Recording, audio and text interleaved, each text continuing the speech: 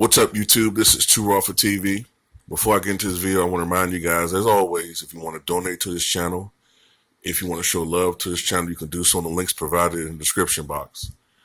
All right, now, in this video, it's pretty much related to the video I just did, but it's my own personal opinion more so, and it was requested by QuestX as far as members in the LDBC who focus more on basketball. And he wanted to know what we think about Zion Williamson and his chances of being a great NBA player. Me personally, I think Zion Williamson he's not, and I agree with Town Biz in his video. He's not one of those guys where I look at like LeBron James when I saw him playing the McDonald's All-American game, when I was looking at him playing against those other guys, and I looked at my brother, I said, hey, yo, it's like looking at a man playing amongst boys, man. Like, this is the most NBA-ready guy I've seen in my life. Those people that think I'm a hater. You know what I'm saying? I looked at LeBron James, I was like, look, this dude can dominate in the pros right now at 18. With Zion Williamson, I don't see quite that wow factor with him, but his athleticism is otherworldly.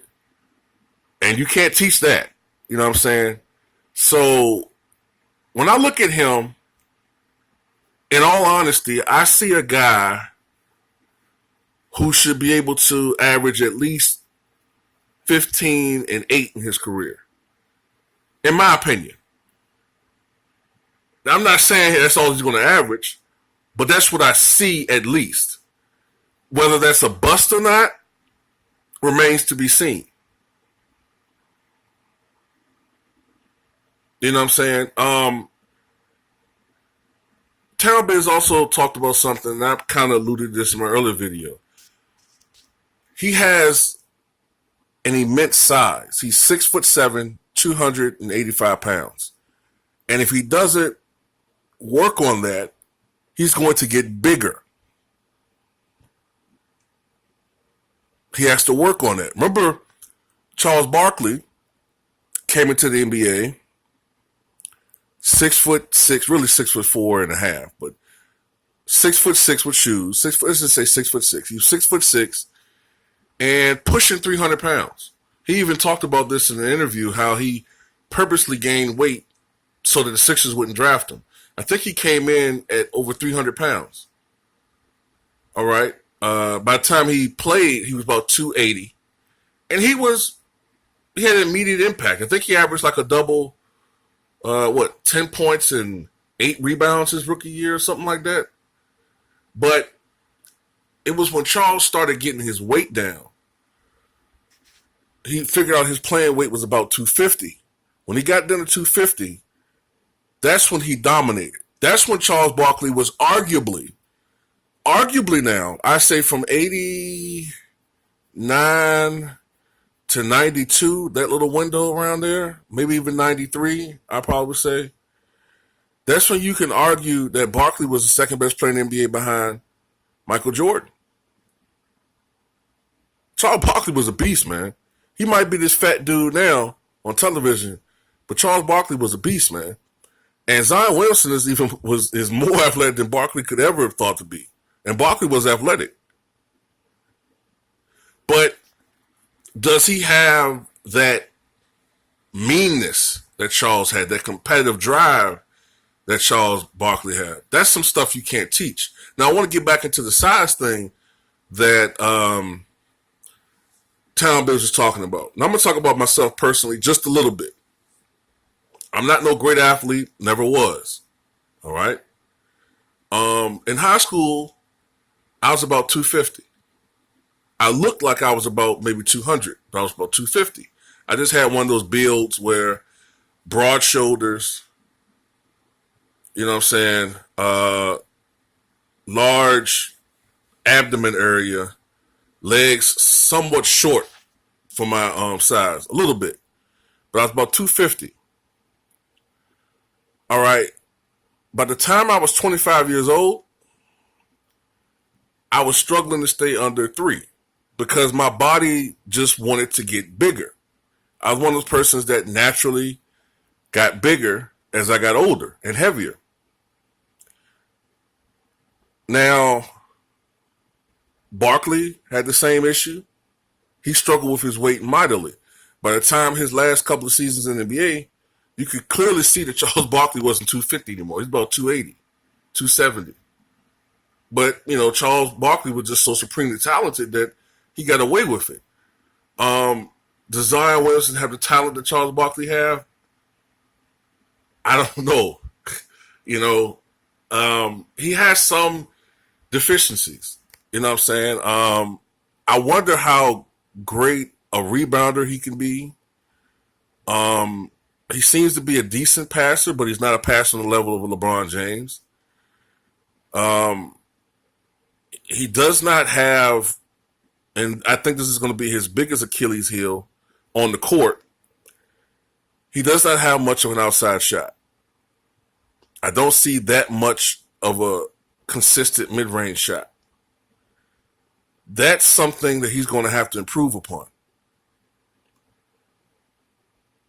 But like I said, I think what we're going to see in his first couple of years, especially his first year, you're going to see some rookie mistakes. You're going to see some mistakes that rookies make because they're not used to playing on this level. He's also going to learn to pace himself.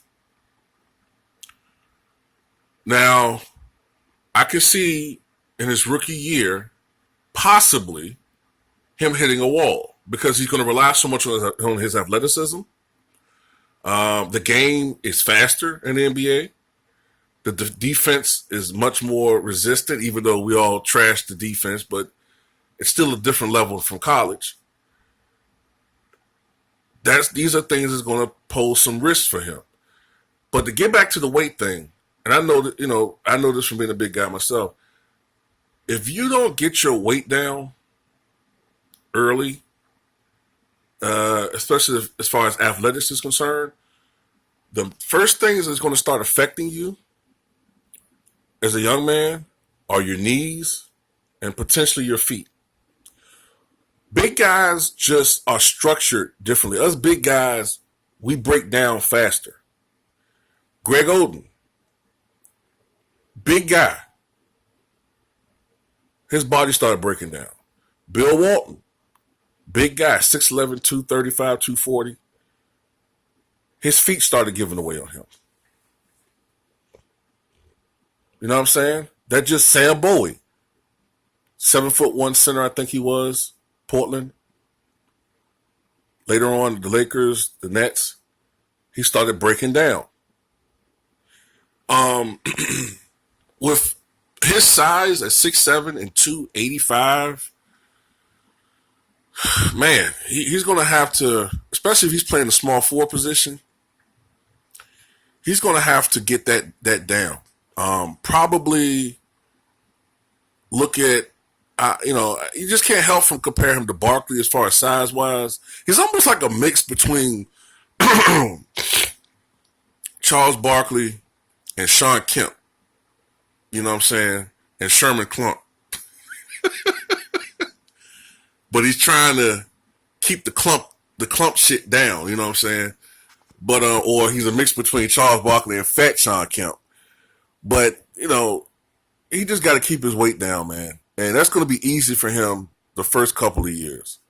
But as he gets older and his metabolism slows down, if he's still in the NBA by the time he's pushing 30, past 30, that's a long time from now. But, yeah, he got to keep his weight down, especially, now I rephrase that.